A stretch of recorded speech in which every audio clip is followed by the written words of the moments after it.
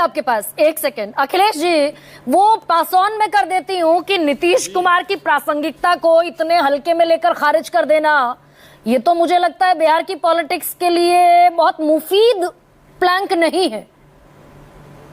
नीतीश इधर जाएं या उधर जाएं, प्रासंगिकता बनी हुई है नीतीश कुमार की, चेहरे के तौर पर आप भी स्वीकार करते हैं।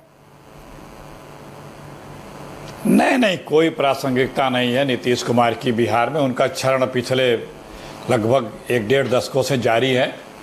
देखिए, ये जो बीजेपी है ना, जिसके कंधे पे चढ़ के कहीं की यात्रा करती है, बाद में उसे निगल जाती है।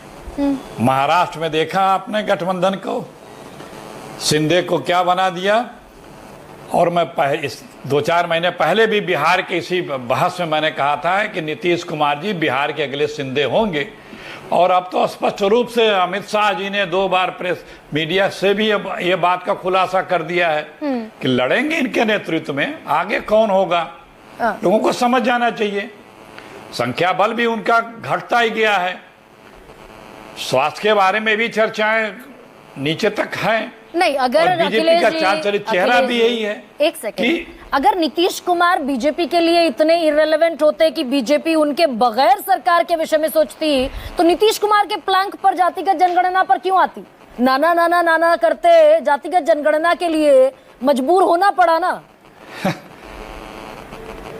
तो नीतीश कुमार के कारण मजबूर होना पड़ा, ये आपका कहना ये है? हाँ भाई, उन्होंने अरे राहुल गांधी और इंडिया गठबंधन के कारण करना पड़ा।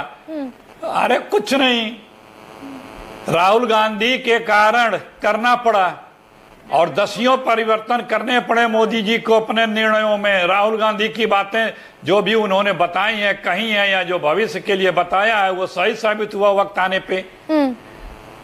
कृषि कानून का हो या जो भूमि अधिग्रहण कानून के लिए अध्यादेश राय हो, चाहे ये हो। क्योंकि देखिए, नीतीश कुमार जी 8 बार जो 9 बार पलटी मारे हैं, एक तो उनकी भी शिवसेना समाप्त हो चुकी है।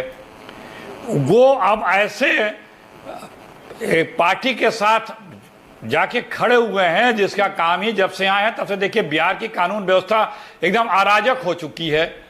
चारों तरफ सिर्फ अपराध और हिंसा व्याप्त होता जा रहा, सांप्रदायिकता चरम पे है। और बीजेपी नहीं छोड़ने वाली है। बीजेपी को अपना चाहिए, वो किसी को बहुत दिन तक ढोती नहीं है। बहुत उम्मीद लगाए थे राणे जी भी महाराष्ट्र में, क्या हुआ उनका?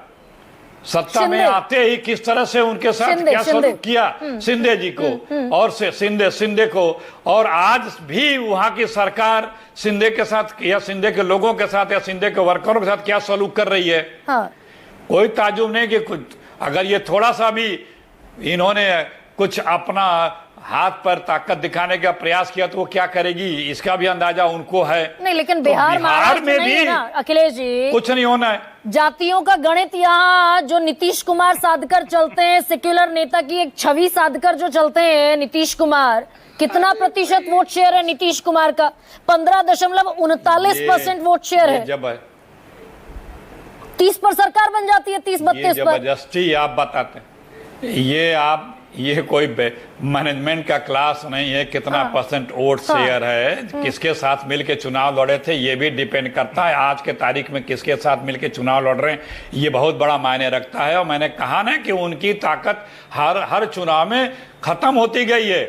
आपकी तो 20-25 नहीं पाएंगे, 45-48 हैं। अच्छा। 20-25 नहीं क्रॉस करेंगे। हाँ। और जब इतने कम पे रहेंगे तो बीजेपी क्या उनको कोई तवज्जो देगी? हाँ। ये अब गलतफहमी में है। बीजेपी का चरित्र नहीं पता क्या सबको कि बीजेपी क्या करती है? तो ये होगा कि बीजेपी अपने दम पर सरकार बना लेगी। नीतीश जी, आप ये कह रहे हैं बीजेपी अपने दम पर सरकार बनाने की स्थिति में रहेगी? सरकार इंडिया अरे उनकी मेजॉरिटी नहीं आ रही है। गठबंधन, इंडिया गठबंधन की सरकार आ रही है। मोदी जी और नीतीश जी बोझ है बिहार पे। कोई वादा पूरा किया नहीं मोदी जी ने। विशेष राज्य का दर्जा दिया, चीनी मिल मोतिहारी की चालू हुई, पूर्णिया में एयरपोर्ट बन गया, 1.25 लाख करोड़ का पैकेज मिल गया, विक्रमशिला यूनिवर्सिटी बन गई, मुजफ्फरपुर एयरपोर्ट बन गया, पता नहीं। और एम्स कब से बनकर तैयार हो रहा, बन गया। अखिलेश जी, एक तो ये जुमलेबाजों को भाई ना, अगर नीतीश कुमार प्रासंगिक नहीं है, लोकसभा चुनाव में 16 सीटों पर चुनाव लड़े, बीजेपी से ज्यादा strike rate Janata Dal United का रहा। बीजेपी 17 पर लड़ी, 12 जीती। जेडीयू 16 पर लड़कर 12 जीत गई। आप कह रहे हैं एक्सेप्टेंस नहीं है नीतीश कुमार की। देखिए, जब वो लोकसभा लड़े थे तो किसके साथ लड़े थे, कैसे लड़े थे? नीतीश, इसी तेजस्वी ने जब वहां के नौकरी का एग्जाम्स कराया तो कोई पर्चा लीक नहीं हुआ। लाखों नौकरियां एकदम पहले राउंड में सबकी लग गई। जो दूसरे राउंड की परीक्षा थी तब तक सरकार बदल गई। नीतीश कुमार की पर्चा आउट करने वाली कंपनी भाजपा आरएसएस वहां गई, पर्चा आउट हो गया, नौकरी मांगने पर लाठियां चलने लगी। तो बीजेपी का चरित्र देखिए ना। और उन्हीं को आप इंडिया गठबंधन का होता है भाई, उन्हीं को इंडिया गठबंधन का जनक बना देती है कांग्रेस। किसको जनक बना देती है? जब हमारे साथ थे तो हम अपनी बात करते थे, लेकिन कितने बार वो कहां गए, क्या क्या किए, उनकी विश्वसनीयता। देखिए, 2-3 चीजें बड़े आसानी से समझने की चीज है। अब वो नीतीश कुमार नहीं रहे। दूसरी बात, उनका क्षरण जो राजनीतिक ताकत का क्षरण है वो जोरों से चल रहा है। अच्छा। उनकी सरकार में जंगल राज हो चुका है। मोदी जी के जुमलों से बिहार तप चुका है, तपा रहा है। बेरोजगार नौजवानों के लिए वहां पे कोई उम्मीद नहीं बची है इस गठबंधन से।